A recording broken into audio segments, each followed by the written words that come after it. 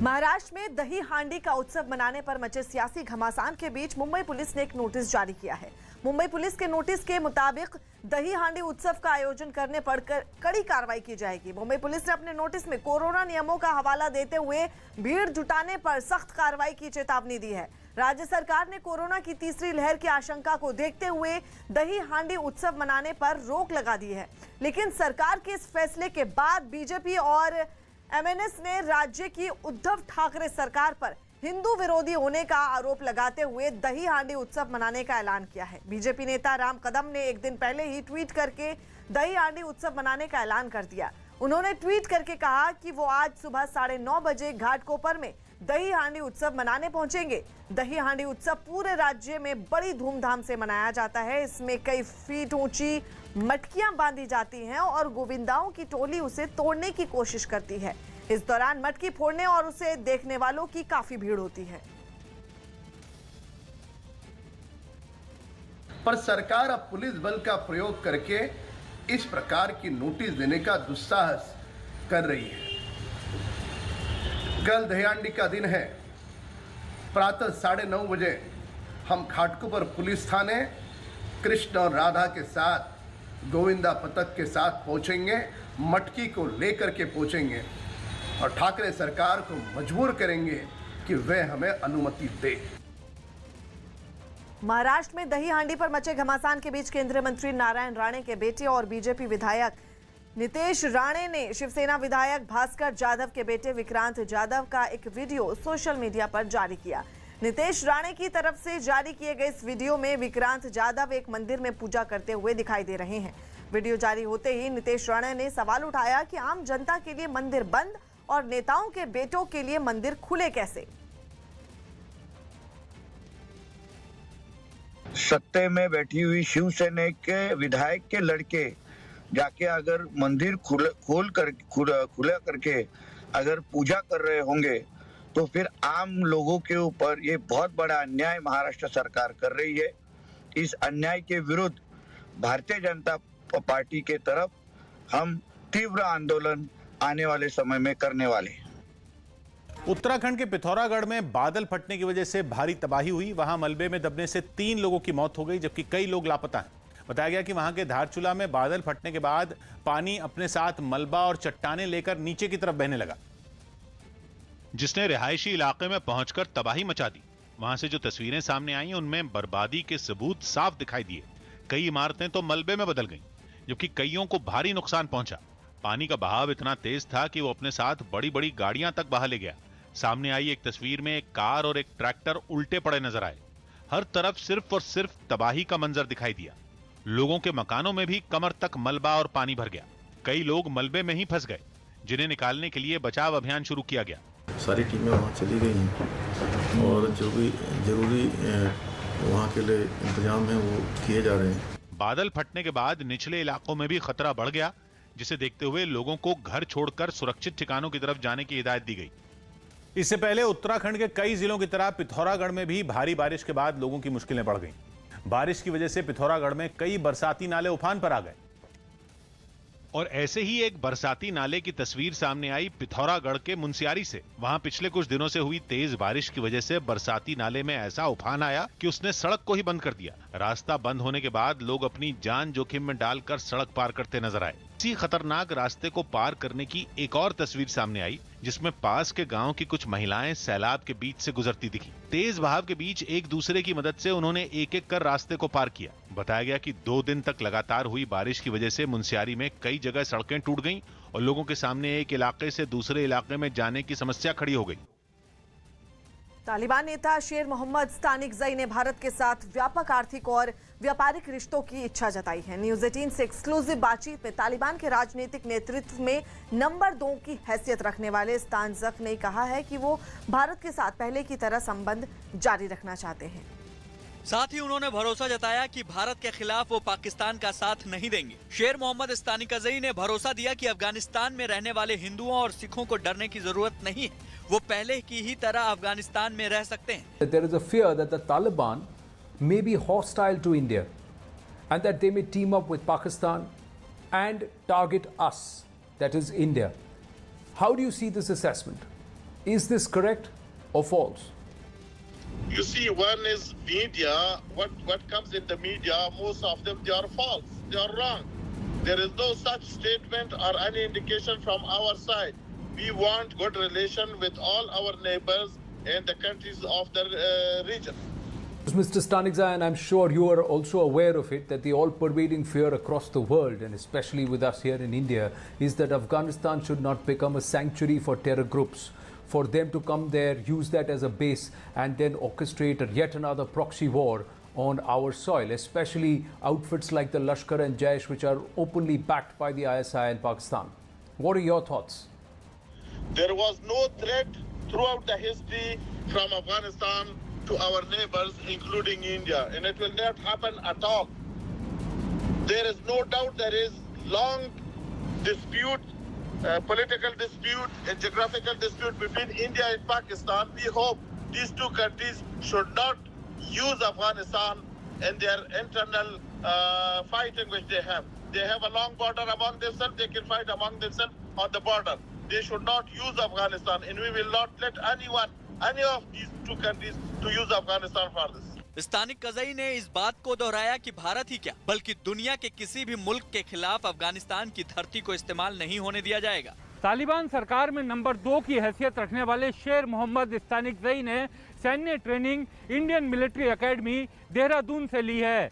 वो अफगानिस्तान से 1980 में भारत आए थे और आईएमए की भगत बटालियन में उनकी ट्रेनिंग हुई।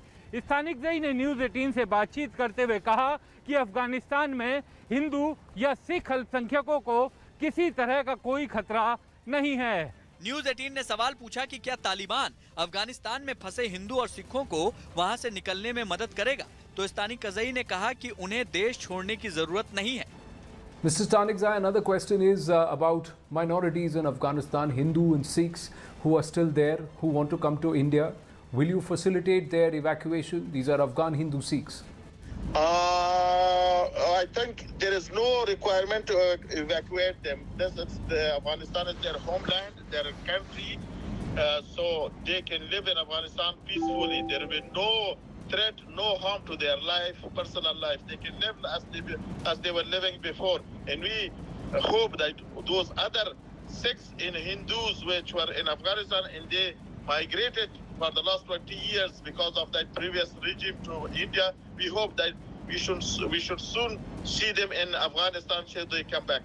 भारत ने मित्र देश अफगानिस्तान के विकास में हजारों करोड़ का निवेश किया है, लेकिन तालिबान राज के बाद भारत के प्रोजेक्ट्स अधर में लटक गए हैं। इन पर जब सवाल पूछा गया तो इस्तानिक कज़ई ने कहा कि अफगानिस्तान की तरक्की के लिए भारत की जरूरत है। Mr. Stanikzai, India has invested and worked on close to more than 500 projects in Afghanistan, including the parliament building. The safety of those projects, the continuing utility of those projects for the people of Afghanistan is a concern. What do you think will happen to these projects? Those development things which they have done, this is our national assets. We will keep it like that, and we hope that in future it should be completed. We will invite India to come and start again and complete those projects. इस्तानिक कज़ई ने इस बात का भी भरोसा दिया कि अगर भारत वापस प्रोजेक्ट शुरू करता है तो उसकी टीम को पूरी सुरक्षा दी जाएगी। गरीब रथ ट्रेनों में सफर महंगा हो सकता है। न्यूज़ 18 के चंदन जजवाड़े की रिपोर्ट है कि रेल मंत्रालय ने गरीब रथ में भी AC3 इकोनॉमी क्लास के डिब्बे लगाने का प्लान बनाया है, जिससे इन ट्रेनों में किराया बढ़ना तय। हालांकि अभी इस्तेमाल होने वाले AC3 क्लास के मुकाबले AC3 इकोनॉमी क्लास में यात्रा सस्ती होगी, लेकिन जब यही डिब्बे गरीब रथ में लगेंगे तो उनमें सफर महंगा हो जाएगा। इसे हम ऐसे समझ सकते हैं कि अभी करीब 800 किलोमीटर के सफर के लिए AC3 का किराया 1175 रुपए लगता है, जबकि इतनी ही दूरी के लिए AC3 इकोनॉमी में यात्रा पर 1085 रुपए खर्च करने होंगे, जबकि गरीब रथ से इतनी दूरी तय करने के लिए अभी 815 रुपए ही चुकाने पड़ते हैं। यानी इस हिसाब से AC3 इकोनॉमी के कोच लगने पर गरीब रथ ट्रेनों का किराया बढ़ना तय है। देश में कुल 26 जोड़ी गरीब रथ ट्रेनें अलग अलग रूटों पर चल रही हैं। आज से बीजेपी यूपी में ओबीसी सम्मेलन की शुरुआत करने जा रही है। बीजेपी मेरठ में सबसे पहला ओबीसी सम्मेलन आयोजित करेगी और इसी तरह 2 सितंबर को अयोध्या, 3 सितंबर को कानपुर और 4 सितंबर को मथुरा में ओबीसी सम्मेलन का आयोजन किया जाएगा। इतना ही नहीं, 18 सितंबर को अयोध्या में बीजेपी का ओबीसी मोर्चा एक बड़ी कार्य समिति कराने की तैयारी कर रहा है, जिसमें सीएम योगी, स्वतंत्र देव सिंह, भूपेंद्र यादव समेत केंद्र के कई और मंत्री शामिल होंगे। इस कार्य समिति के लिए गृह मंत्री अमित शाह को भी न्योता भेजा जाएगा। ओबीसी मोर्चे ने ये मन बना लिया है कि उत्तर प्रदेश में भारतीय जनता पार्टी को सत्ता में लाने के लिए मोर्चे के संगठन को ग्रास रूट तक मजबूत करके प्रदेश के समस्त पिछड़ों को भारतीय जनता पार्टी के साथ जोड़कर अपनी जिम्मेदारी को मजबूती से निभाने के लिए मैदान में है। और हमारी कोशिश है कि पिछड़े वर्गों में कोई भी समाज, कोई भी समूह हमसे दूर न रहे जिसको हम ना जोड़ सके। इटली के मिलान शहर से रोंगटे खड़े कर देने वाली एक तस्वीर सामने आई। वहां 20 मंजिला एक रिहायशी इमारत में इतनी भयानक आग लगी कि पूरी बिल्डिंग ही जलकर राख हो गई। आनन फानन में इमारत को खाली कराया गया और शुक्र रहा कि हादसे में किसी को चोट आने की खबर नहीं है। लेकिन इससे पहले की जो तस्वीरें सामने आई उनमें आग की लपटें करीब 200 फीट ऊंची बिल्डिंग को निगलने पर तुली दिखी। इमारत सुलगती दिखी और उसके इर्द गिर्द आग का धुआं किसी बवंडर की तरह उठता नजर आया। बिल्डिंग का कोना कोना आग की गिरफ्त में दिखा। जिस भी तरफ से तस्वीर ली गई वहां इमारत से घना काला धुआं निकलता नजर आया। आग में बिल्डिंग तो झुलसी ही, उसके आसपास का इलाका भी शमशान बना नजर आया। इमारत से गिरते जलते हुए मलबे ने भी नीचे जमीन पर खूब उत्पात मचाया। इतनी भयानक आग को बुझाने के लिए जमीन पर फायर इंजन पानी की बौछार करते दिखे तो आसमान में हेलीकॉप्टर भी मोर्चे पर नजर आए। हालांकि दिन ढल गया लेकिन तब भी आग नहीं बुझी और कुछ मंजिलों पर कहर ढाती रही।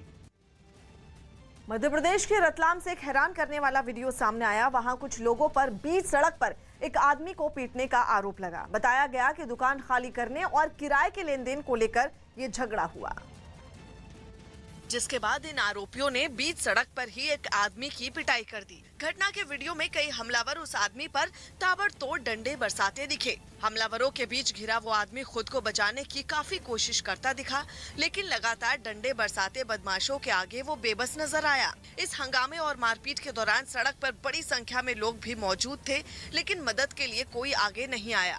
वीडियो आया है उसमें डंडा दिख रहा है स्पष्ट और डंडे से मारपीट हुई है। हालांकि पुलिस ने आरोपियों के खिलाफ केस दर्ज कर मामले की जांच शुरू कर दी। बंगाल के लेखक बुद्धदेव गुहा नहीं रहे।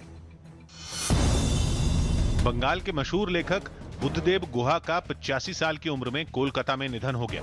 वो कोरोना से ठीक होने के बावजूद कई मुश्किलों से जूझ रहे थे। उनके निधन पर पीएम मोदी और सीएम ममता बनर्जी समेत कई लोगों ने दुख जताया।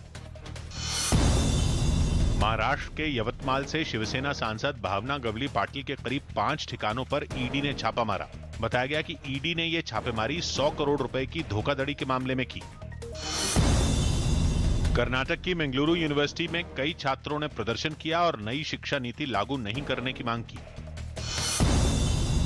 यूपी के आगरा में पुलिस ने 50,000 के एक इनामी बदमाश को ढेर कर दिया। हालांकि इस मुठभेड़ में एक सब इंस्पेक्टर और एक सिपाही घायल हो गया। पुलिस की इसने पिस्टल छीनी हुई थी उसी सिपाही की, जिससे फायर किया। इस पर पुलिस पार्टी ने फिर निशाना लेकर फायर किए। उद्धव सरकार ने कोरोना महामारी की वजह से इस बार दही हांडी उत्सव पर रोक लगा दी, जिस पर राज्य का सियासी पारा चढ़ गया। राज ठाकरे की पार्टी एमएनएस के कार्यकर्ता ठाणे में सरकार के इस फैसले के खिलाफ अनशन पर बैठ गए। ये रैली चल रहा है, मोर्चा चल रहा है, लोग का युवा सेना का सब प्रोग्राम चल रहा है, वहाँ पे चलता है क्या भीड़? वहाँ पे कोरोना नहीं होने वाला है। विपक्ष के इस आक्रामक रुख को देखते हुए सरकार ने भी अपनी तैयारी तेज कर दी ताकि दही हांडी के लिए भीड़ को इकट्ठा होने से रोका जा सके। एमएनएस और बीजेपी जो है वो हिंदू त्योहारों पर होने वाले अन्याय के विरोध में लड़ने की बात कर रहे हैं। स्टेज बनाने का जो काम चालू था उसे पुलिस ने रोका हुआ है। न्यूजीलैंड और मेजबान बांग्लादेश के बीच शाम 5:30 बजे से ढाका में T20 सीरीज की शुरुआत होगी। राजस्थान सरकार ने टोक्यो पैरालंपिक्स में गोल्ड मेडल जीतने वाली निशानेबाज अवनी लेखरा को 3 करोड़ रुपए का इनाम देने का ऐलान किया। इसके अलावा जैवलिन थ्रो में सिल्वर मेडल जीतने पर देवेंद्र झाझरिया को 2 करोड़ और ब्रॉन्ज मेडल जीतने वाले सुंदर सिंह गुर्जर को 1 करोड़ रुपए देने की बात कही। टोक्यो पैरालंपिक्स में भारत ने इतिहास रच दिया। भारतीय खिलाड़ियों ने एक दिन पहले कुल 5 मेडल हासिल किए, जिसमें 2 गोल्ड मेडल शामिल हैं। निशानेबाज अवनी लेखरा ने 10 मीटर एयर राइफल में गोल्ड जीता, तो सुमित अंतिल ने जेवलिन थ्रो में गोल्ड जीता। इसके अलावा डिस्कस थ्रो और जेवलिन थ्रो में 2 सिल्वर और 1 ब्रॉन्ज मेडल देश की झोली में आए हैं।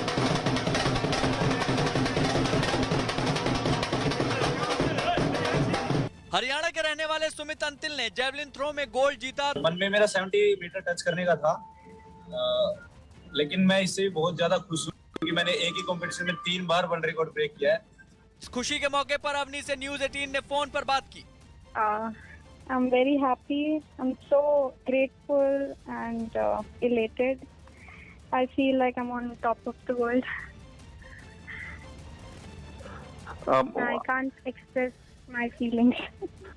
ये आप सबका आशीर्वाद है, पूरा इंडिया का जो सपोर्ट है उसी की वजह से। I would like to dedicate my award, the medal to all the Indians. प्रधानमंत्री मोदी, गृह मंत्री अमित शाह से लेकर केंद्रीय मंत्री अनुराग ठाकुर और अक्षय कुमार तक ने अवनी को ट्वीट कर बधाई। देवेंद्र झाझरिया और सुंदर सिंह गुर्जर से भी फोन पर बात की। पैरालंपिक्स में तीसरा मेडल जीतने पर मुझे बहुत खुशी है और सबसे पहले मैं कहूँगा कि मेरे परिवार ने जो मेरा सहयोग दिया, मेरे माता पिता ने मुझे ग्राउंड पे भेजा एक डिफरेंट लेवल होते हुए भी, और उसके बाद मैं कहूँगा कि मेरे कोच सुनील तंवर को मैं धन्यवाद देना चाहता हूँ जिन्होंने मेरे को लगातार ट्रेनिंग करवाई 5 साल तक, और मेरे फिटनेस कोच, पूरी टीम, स्पेशली मैं धन्यवाद देना चाहता हूँ माननीय प्रधानमंत्री जी को। आने से पहले हमें जो उन्होंने सपोर्ट किया। देश को एक दिन में 5 मेडल दिलाने वाले 5 खिलाड़ियों में से 3 खिलाड़ी राजस्थान से आते हैं और ये पहली बार है जब राजस्थान के पैरा खिलाड़ियों ने खेल के महाकुंभ में एक दिन में इतने मेडल जीते हैं। यही वजह है राजस्थान सरकार ने अवनी लेखरा को 3 करोड़ रुपए, देवेंद्र झाझरिया को 2 करोड़ और सुंदर सिंह गुर्जर को 1 करोड़ रुपए का इनाम देने का ऐलान किया है। एक दिन पहले ही नेशनल स्पोर्ट्स डे का दिन टोक्यो पैरालंपिक्स भारत के लिए लकी साबित हुआ था और उसकी अगली सुबह यानी आज भारत की गोल्डन मॉर्निंग हुई क्योंकि भारतीय खिलाड़ियों ने इतिहास रच दिया। 19 साल की अवनी लेखरा ने भारत को 2021 टोक्यो पैरालंपिक का पहला गोल्ड दिलाया, जबकि देवेंद्र झाझरिया ने सिल्वर मेडल और सुरेंद्र सिंह गुर्जर ने ब्रॉन्ज मेडल जीतकर भारत को खुशी का तोहफा दे दिया। पैरालंपिक्स में एक ही दिन में 3 तरह के मेडल, गोल्ड, सिल्वर और ब्रॉन्ज मिलने से ये पैरालंपिक भारत का अब तक का सबसे सफल पैरालंपिक बन गया है। इससे पहले 2016 रियो ओलंपिक और 1984 में हुए ओलंपिक में भारत ने 4-4 मेडल जीते थे। 2 बार के गोल्ड मेडलिस्ट देवेंद्र झाझरिया इस बार गोल्ड से चूक गए और उनको सिल्वर से संतोष करना पड़ा। फिर भी वो मेडल हासिल करने में कामयाब रहे, जिसकी खबर आई तो जयपुर में उनके परिवार में जश्न मनाया जाने लगा। हाँ, बिल्कुल वादा करके गए थे कि मेडल लेके आऊंगा और ले भी आए, अपना वादा पूरा भी कर दिया। बेटे की बहुत बधाई है, दुनिया को नाम रोशन कर दिया। आज उम्र का मुंह उठे। जन्माष्टमी के मौके पर मिले ऐसे तोहफे ने योगेश के पिता का सीना गर्व से चौड़ा कर दिया। मेडल जीत के तो बहुत ज्यादा खुशी हो रही है मुझे और सभी देशवासियों को मैं यही बोलना चाहूंगा कि जो सबने मेरे लिए दुआ करी थी, मेरी दुआ सफल हो गई। जेवलिन थ्रो में ब्रॉन्ज मेडल हासिल करने वाले सुंदर सिंह गुर्जर के घर भी ढोल नगाड़े बजे। सुंदर गुर्जर 2015 तक सामान्य वर्ग की प्रतियोगिताओं में भाग लेते थे, लेकिन एक दुर्घटना में बाएं हाथ की कलाई खो देने के बाद वो पैरालंपिक का हिस्सा बने और यहाँ भी उन्होंने सफलता के झंडे गाड़े हैं। बिहार के पश्चिम चंपारण में तेज बारिश की वजह से एक बार फिर हालात बिगड़ गए। इस बार सबसे ज्यादा नुकसान पश्चिम चंपारण के बगहा में हुआ, जहां भारी बारिश के बाद नदियां उफान पर आ गईं और उनका पानी किनारों को तोड़ता हुआ गांवों तक पहुंच गया। वहां के एक इलाके से सामने आई तस्वीरों में कई मकान 3 से 4 फीट तक पानी में डूबे नजर आए। गांवों को आपस में जोड़ने वाले कई रास्तों पर पानी सैलाब की तरह बहता नजर आया। इतना ही नहीं, वहां की कई पक्की सड़कों को भी सैलाब अपने साथ बहा कर ले गया। 15 गांव बिल्कुल जलमग्न हो चुका है, चारों तरफ पानी ही पानी है। बारिश के बाद आई बाढ़ से बगहा के रामनगर इलाके में सबसे ज्यादा नुकसान हुआ। बताया गया कि उस इलाके से कुछ लोग वक्त रहते सुरक्षित ठिकानों की तरफ निकल गए, लेकिन अब भी कुछ लोग गांवों में फंसे हैं। पंजाब कांग्रेस में जारी घमासान के बीच हरीश रावत चंडीगढ़ जाएंगे। न्यूज़ 18 के अरुण सिंह की खबर है कि पंजाब कांग्रेस के प्रभारी हरीश रावत आज चंडीगढ़ जाएंगे और वहां सभी पक्षों से बात करेंगे। इससे पहले न्यूज़ 18 से खास बातचीत में उन्होंने कहा था कि वो मीडिया के जरिए पार्टी नेताओं से बात नहीं करेंगे। इससे पहले मुख्यमंत्री कैप्टन अमरिंदर सिंह और पंजाब कांग्रेस के अध्यक्ष सिद्धू के बीच जारी तकरार में सिद्धू के करीबी माने जाने वाले कांग्रेस विधायक परगट सिंह ने हरीश रावत के उस बयान पर सवाल उठाए थे जिसमें हरीश रावत ने कहा था कि कांग्रेस कैप्टन के चेहरे पर ही पंजाब में चुनाव लड़ेगी। न्यूजीलैंड में फाइजर की वैक्सीन लगाने से मौत का पहला मामला सामने आया। न्यूजीलैंड में फाइजर कंपनी की कोरोना वैक्सीन लगाने के बाद एक महिला की मौत हो गई। वहां वैक्सीन लगवाने के बाद इस तरह की मौत का ये पहला मामला है। न्यूजीलैंड के स्वास्थ्य मंत्रालय ने बताया कि इस महिला की मौत वैक्सीन लगवाने के बाद दिल की मांसपेशियां फूलने की वजह से हुई।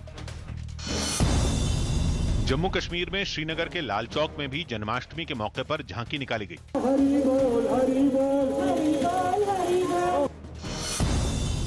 पश्चिम बंगाल में चुनाव के बाद हुई हिंसा की जांच कर रही सीबीआई की टीम बीरभूम पहुंची, जहां उसने पीड़ितों से मुलाकात की और कुछ सबूत जुटाए। लखनऊ में एक महिला सिपाही की पिटाई के आरोपी को पुलिस ने गिरफ्तार कर लिया। आरोप है कि इसने ड्यूटी के दौरान सिपाही से छेड़छाड़ भी की थी। घर जाके एक लोहे की रॉड लेकर आया और उनको मारने लगा। वो अकेले थी, अपने आप को बचा नहीं पाई। गृह मंत्री अमित शाह ने गुजरात के गांधीनगर में पौष्टिक लड्डू वितरण योजना की शुरुआत की। गर्भवती महिलाओं को कुपोषण से बचाने के लिए ये लड्डू अभियान शुरू किया गया। प्रधानमंत्री जी ने लक्ष्य रखा है कि देश की माता सुरक्षित रहे, देश का बच्चा सुरक्षित। मुंबई के पास घाटकोपर इलाके से डराने वाली तस्वीरें सामने आई है। वहां पहाड़ का कुछ हिस्सा खिसकने से कई कच्चे मकान मलबे की चपेट में आ गए, जबकि 2 लोग बुरी तरह से घायल हो गए, जिन्हें नजदीक के अस्पताल में भर्ती करवाया गया। इसके बाद मौके पर पहुंची पुलिस और दमकल के कर्मचारी हादसे वाली जगह से मलबा हटाते दिखे। इस दौरान उन्हें हादसे की चपेट में आए मकानों के अंदर कई चीजें बिखरी नजर आईं। जिसके बाद मलबा हटाने के लिए वहां एक खुदाई करने वाली मशीन को बुलाया गया, लेकिन अंधेरे की वजह से राहत और बचाव टीम को काफी मशक्कत करनी पड़ी। इस हादसे की खबर मिलते ही इलाके के विधायक भी वहां पहुंच गए। पहले भी यहाँ पे हादसा हुआ था, इसे यहाँ के लोग बता रहे हैं। इस हादसे के बाद वहां रहने वाले कई लोगों को नजदीक के स्कूल में ठहराया गया। दिल्ली में 1 सितंबर से स्कूलों को खोले जाने से पहले दिशा निर्देश तय कर दिए गए। न्यूज 18 के दीपक रावत की रिपोर्ट है कि एक कक्षा में 50 बच्चे ही पढ़ाई कर सकेंगे, जबकि छात्रों को स्कूल बुलाने के लिए माता पिता की मंजूरी जरूरी होगी। और कोई अगर अपने बच्चे को स्कूल नहीं भेजना चाहता तो उनको ऐसा करने के लिए मजबूर नहीं किया जाएगा। जिन स्कूलों में राशन बांटने या वैक्सीनेशन का काम चल रहा है, उस हिस्से में पढ़ाई लिखाई का काम नहीं होगा। स्कूल आने वाले छात्रों की रोजाना कोरोना के लक्षणों की निगरानी होगी। साथ ही आपस में अपना खाना, किताब या कॉपी साझा करने की मनाही रहेगी, यानी पढ़ाई लिखाई में काम आने वाली चीजें आपस में साझा करने से बैन किया गया है। इसके अलावा क्लासरूम में छात्रों को एक सीट छोड़कर बैठने की सुविधा को जरूरी किया गया। यही नहीं, स्कूलों में क्वारंटीन रूम बनाने के लिए भी कहा गया है, ताकि अगर किसी को क्वारंटीन करना पड़े तो दिक्कत ना हो। अफगानिस्तान पर संयुक्त राष्ट्र सुरक्षा परिषद ने प्रस्ताव पास किया।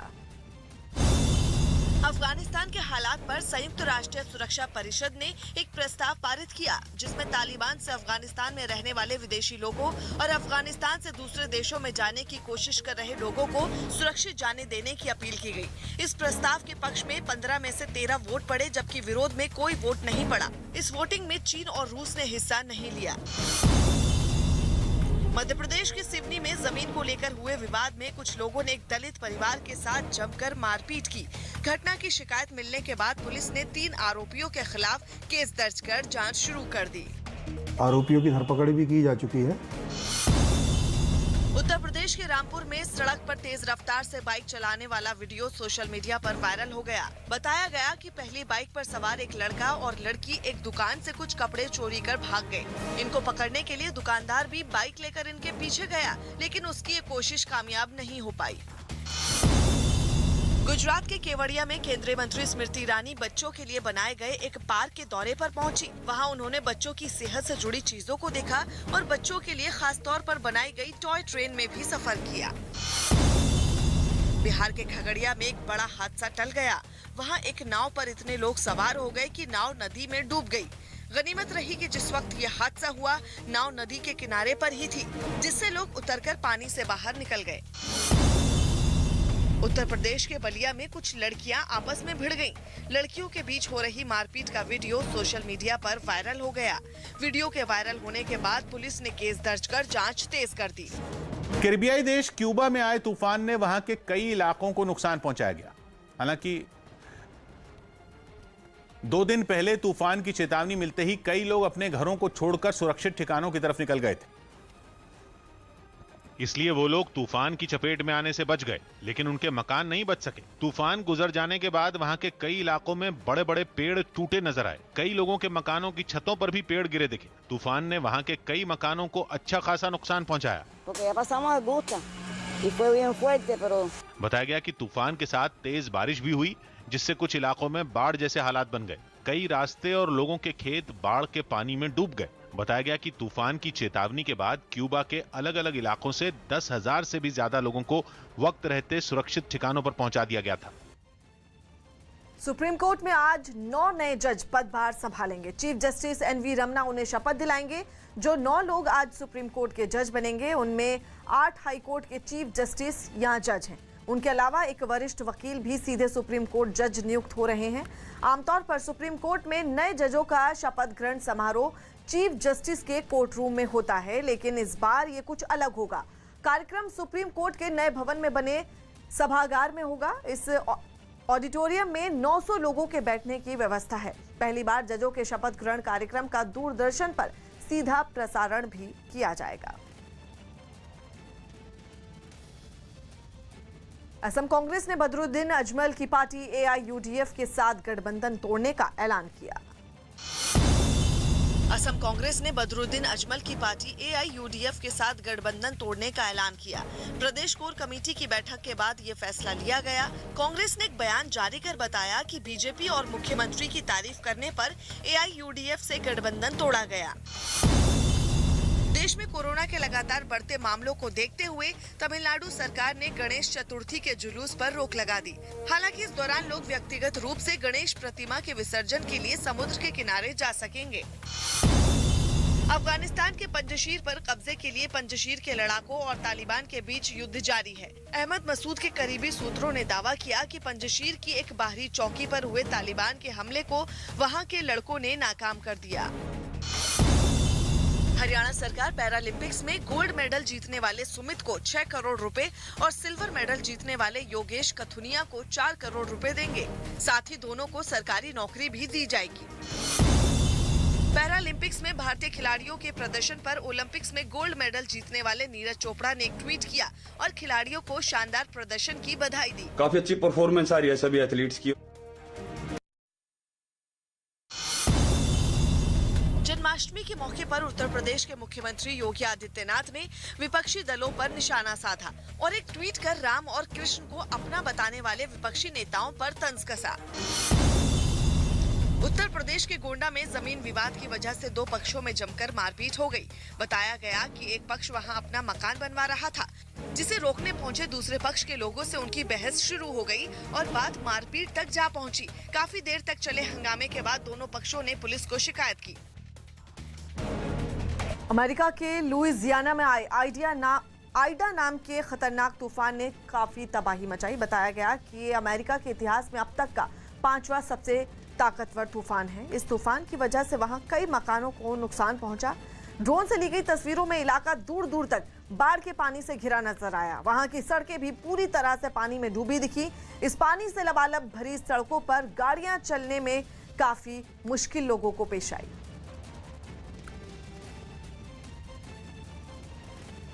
अमेरिका के लुइसियाना की तस्वीर हम आपको दिखा रहे हैं, जहां पर आइडा नाम के खतरनाक तूफान के बाद तबाही का मंजर आप देख पा रहे हैं।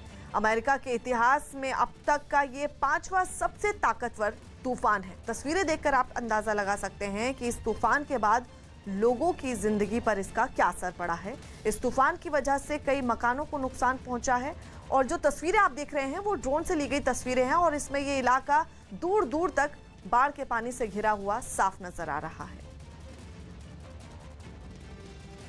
पाकिस्तान के सिंध प्रांत में जन्माष्टमी के दिन मंदिर पर हमला हो गया और कुछ लोगों ने भगवान कृष्ण की मूर्ति तोड़ दी। इसी महीने पाकिस्तान में गणेश मंदिर पर भी हमला हुआ था और अब वहां के सिंध प्रांत में फिर से ऐसा ही हुआ है। जन्माष्टमी के दिन वहां के एक मंदिर पर हमला हुआ और भगवान कृष्ण की मूर्ति तोड़ दी गई, जिसके बाद एक बार फिर ये बात सामने आ गई कि पाकिस्तान में हिंदू समुदाय की धार्मिक भावनाओं से खिलवाड़ हो रहा है।